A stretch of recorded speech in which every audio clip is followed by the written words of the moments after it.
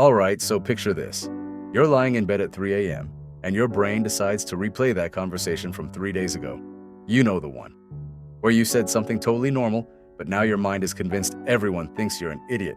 And here's where it starts, the spiral, because the more you think about it, the faster you spin. Sound familiar? Today, we're breaking down exactly why your brain does this to you and why once that spiral starts, it's so hard to stop. So imagine you're walking down the street, you wave at someone, they don't wave back. That's the first rotation. Your brain goes, okay, maybe they didn't see me, but then it spins again. Or maybe they did see me and ignored me. Another rotation. Did I do something wrong? Faster now. Do they hate me? Even faster. Was I too awkward? And now you're spinning out of control.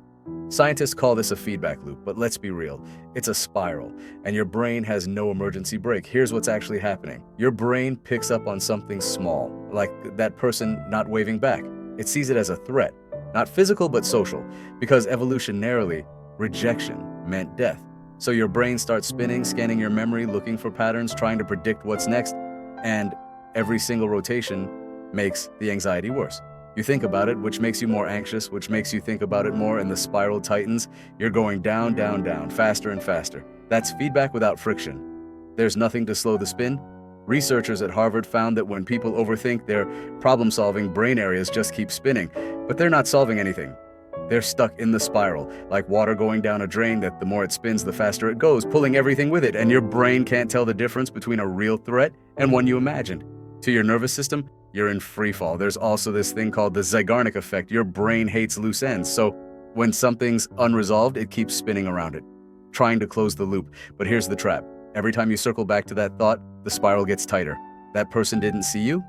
Your brain doesn't care, it needs closure, so it keeps spinning, creating elaborate stories, pulling you deeper into the vortex. And here's the thing about spirals, they don't have natural stopping points.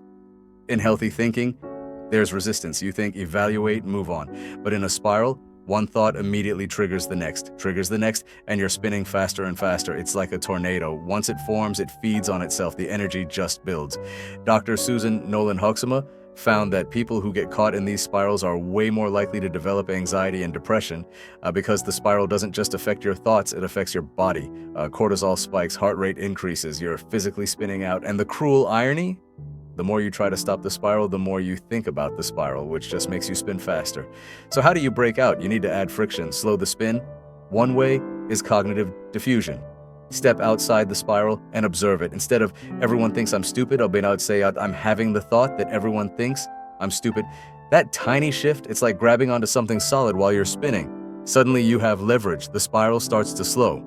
Another method, move your body. Studies show even a 5-minute walk interrupts the spiral. Because when your body's in motion, your brain has to focus outward instead of spinning inward. It's the friction you desperately need to stop the free fall.